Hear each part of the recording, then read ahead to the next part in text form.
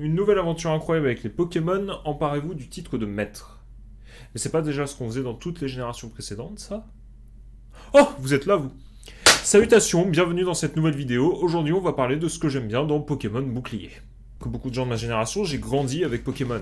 Alors j'ai commencé un peu sur le tard avec Pokémon Emerald, mais je pense avoir joué à suffisamment des différents opus de la saga pour pouvoir l'intégrer pleinement dans mon parcours vidéoludique. Alors j'ai dû sauter quelques générations, ma dernière véritable expérience avec la saga ayant été Pokémon X. Alors je dis bien véritable expérience parce que j'essaie encore d'oublier Pokémon Let's Go. Ça, c'est un jeu Pokémon tout pourri. Vraiment. Ceci dit, mon profil assez typique de joueur Pokémon m'a amené à avoir des attentes vis-à-vis de la saga. Comme beaucoup de gens, je pourrais m'attendre à ce que la saga grandisse avec son public principal, qu'elle ait un gameplay plus complexe, qu'elle devienne plus mature, voire qu'elle ait une histoire qui aborde de vrais sujets de société, un peu comme pourraient le faire beaucoup de sagas de JRPG en évoluant avec le temps. Eh ben, j'imagine qu'on peut toujours courir, hein.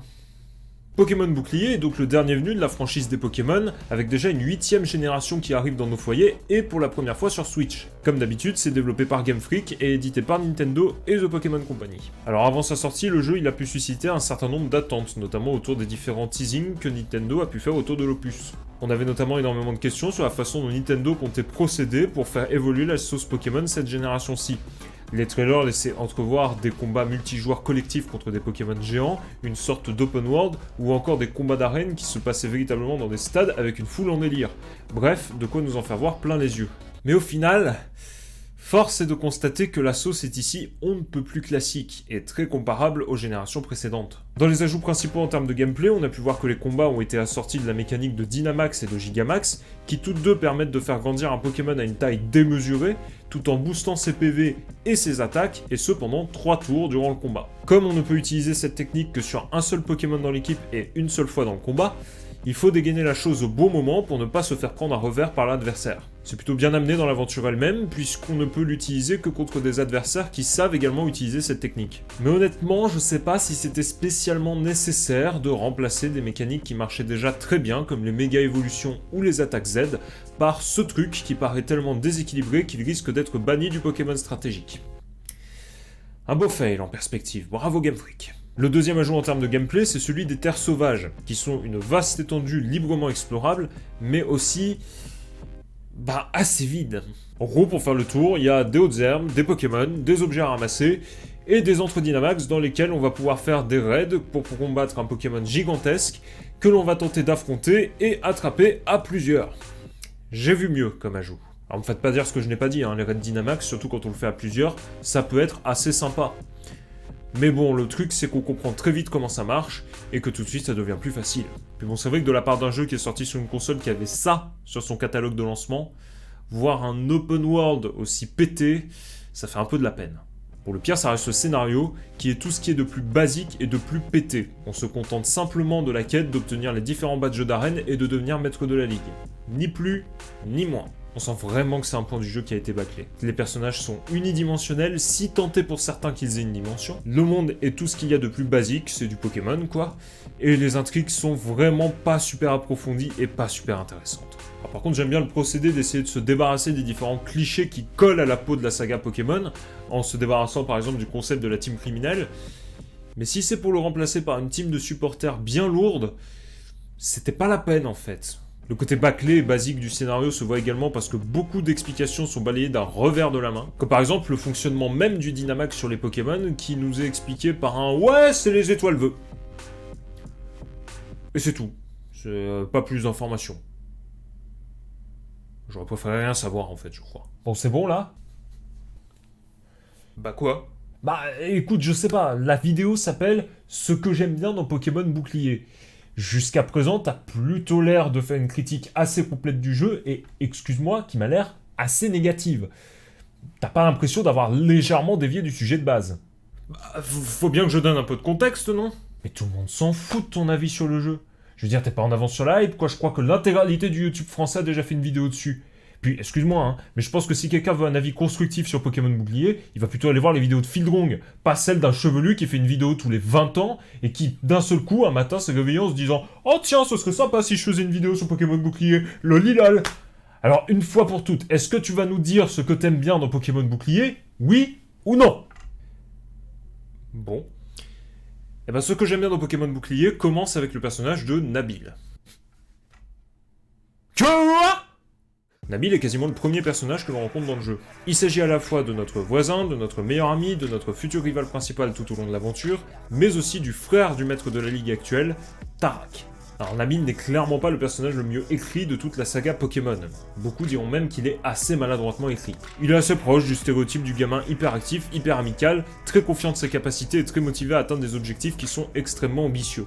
Et qui, petit spoiler, lorsqu'il se rend compte qu'il n'est pas forcément aussi fort qu'il le pensait, se met à douter de lui et de ses capacités en profondeur. Et je peux comprendre qu'on puisse ressentir une certaine forme d'antipathie au travers d'un personnage qui va nous interrompre assez souvent pour nous lancer un combat. Pour autant...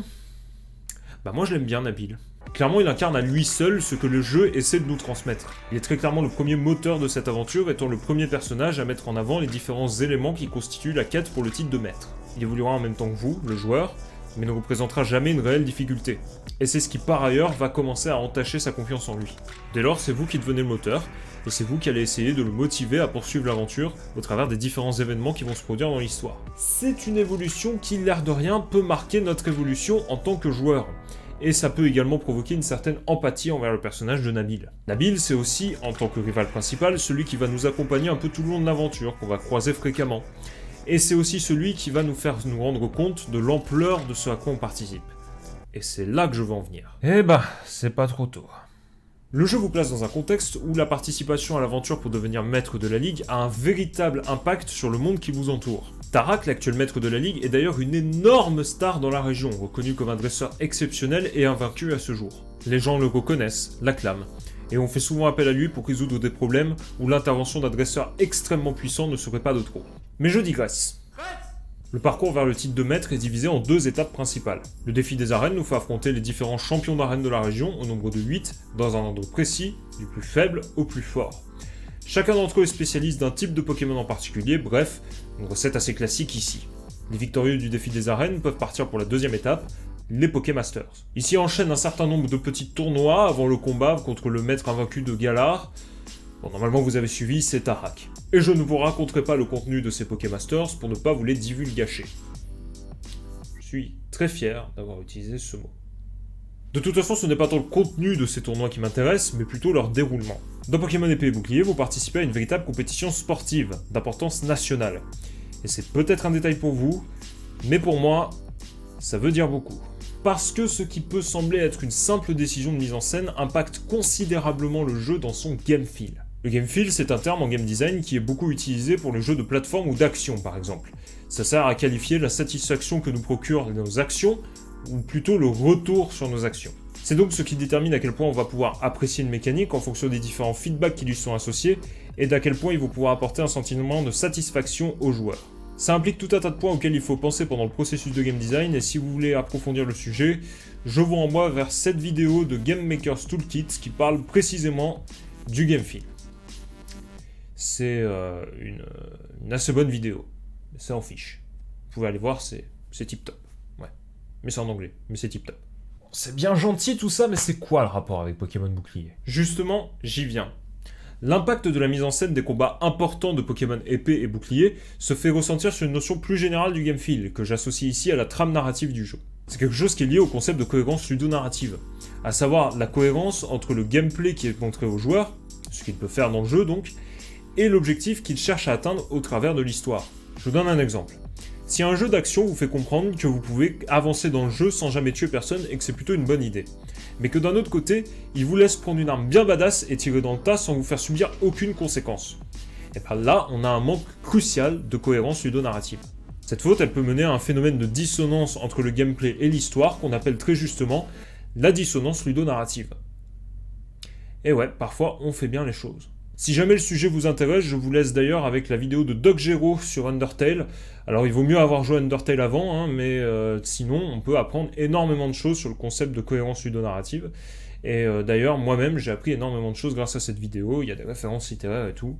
Donc ouais, c'est super intéressant et je vous le conseille fortement. Et d'ailleurs les précédentes versions de Pokémon sont un assez bon exemple de dissonance ludonarrative. Affronter une arène suivait généralement toujours la même recette, à savoir rentrer dans l'arène, participer éventuellement à un petit jeu genre labyrinthe ou quoi que ce soit, et ensuite rejoindre directement le champion d'arène qui nous attend bien sagement sur une petite plateforme bien prévue à cet effet, pour qu'ensuite on puisse le combattre et récupérer notre badge. Ce que je veux dire par là, c'est que votre combat n'a pas beaucoup plus d'importance que ce fameux petit badge que vous obtenez à la fin de l'arène en sortant victorieux. Finalement, en dehors du gentil monsieur à l'entrée de l'arène qui arrête pas de vous féliciter et éventuellement de votre rival, eh ben personne n'a l'air au courant de l'exploit que vous venez de réussir. Je dirais même, c'est complètement osef. Là où dans Pokémon Épée et Bouclier, eh ben vous n'êtes pas seul à traverser le défi des arènes. D'autres challengers participent en même temps que vous, dont Nabil et un certain nombre d'autres dresseurs que vous rencontrerez au fur et à mesure de l'histoire. Ces autres challengers passent par les mêmes arènes que vous ferez pendant l'histoire. Certains réussiront, certains abandonneront, et au final, à la fin, il ne restera plus qu'une poignée de challengers pour se disputer les Pokémasters. De plus, ces différents combats d'arène ou de Pokémasters sont accompagnés de cette ambiance de stade, et l'impact de vos victoires est véritablement visible sur la façon dont les gens réagissent avec vous. Et finalement, le cumul de ces différentes impressions, l'ambiance au sein et en dehors de la compétition, font que vous vivez une aventure autrement plus crédible et prenante. De plus, les différents combats qui sont liés à la quête du titre de maître autorisent et incitent le Dynamax, ce qui donc va permettre aux Pokémon de grandir à une taille démesurée, même si la mécanique elle-même n'est pas exceptionnelle comme je l'ai dit en début de vidéo. Cela dit, eh ben ça rajoute énormément de spectacle. Le fait de voir des Pokémon gigantesques s'affronter les uns contre les autres, je veux dire, même en tant que joueur, ça donne un effet. L'accumulation de tous ces détails faisait que plus que dans beaucoup d'autres générations Pokémon qui l'auront précédé, j'avais véritablement envie de finir les arènes et la Ligue Pokémon. J'avais envie de prendre part à cette aventure, et ce, malgré le scénario extrêmement simpliste du jeu. Finalement, ce que j'aime bien dans Pokémon Bouclier, et donc dans Pokémon Épée Bouclier en général, bah c'est ça. C'est le fait que, malgré que la quête principale soit simple, Nintendo et Game Freak ont fait leur maximum pour qu'elle soit le plus prenante possible et la plus crédible possible. Le jeu fait son possible pour offrir le maximum de satisfaction vis-à-vis de cette quête principale. Et finalement, par le cumul de tous ces effets de mise en scène qui sont là pour rendre les combats Pokémon spectaculaires, eh ben on se retrouve à avoir envie de faire le défi des arènes, envie de battre les Pokémasters, envie de devenir maître Pokémon. Finalement, eh bien on se dit qu'il y a eu un effort qui a été fait pour améliorer le game feel et la cohérence ludonarrative de ce point, qui est un socle fondateur de la saga Pokémon. Et je me dis que là est peut-être notre lueur d'espoir. Parce que si Game Freak et Nintendo ont réussi à suffisamment travailler et se remettre en question pour améliorer le défi des arènes au point qu'il soit prenant à ce point, eh ben peut-être qu'on peut espérer que les prochaines générations de Pokémon vont pouvoir amener des nouveautés avec la même efficacité. Et peut-être, enfin, nous aurons le jeu que nous espérons, depuis tant d'années. Eh bah c'était laborieux. Merci à tous d'avoir regardé cette vidéo. Alors, excusez-moi de cette petite conclusion qui a un peu tourné à la va-vite. C'est question de pouvoir sortir la vidéo plus vite parce que j'ai déjà mis suffisamment de temps à retrouver mes repères, ce genre de choses pour pouvoir la sortir. Donc comme vous avez pu le voir, nouveau format sur la chaîne qui parle de jeux vidéo. Le jeu vidéo, ça va être une, je pense, des thématiques principales qui va nourrir cette chaîne dans le futur. Et donc voilà, je pense que ça peut être sympa parfois que je puisse donner un avis sur un jeu vidéo récent ou plus ancien, donc au travers de ce format dont je ne garantis pas la régularité pour être honnête. Je préfère ne m'engager sur rien, comme vous le savez. Cela dit, si la vidéo vous a plu, je vous invite à laisser un commentaire pour me donner votre avis, même s'il est négatif. Éventuellement à mettre un pouce bleu ou un pouce rouge si vous n'avez pas aimé. Si vous n'êtes pas abonné, abonnez-vous et aussi partagez la vidéo, c'est le meilleur moyen de la faire tourner sur les différents réseaux sociaux.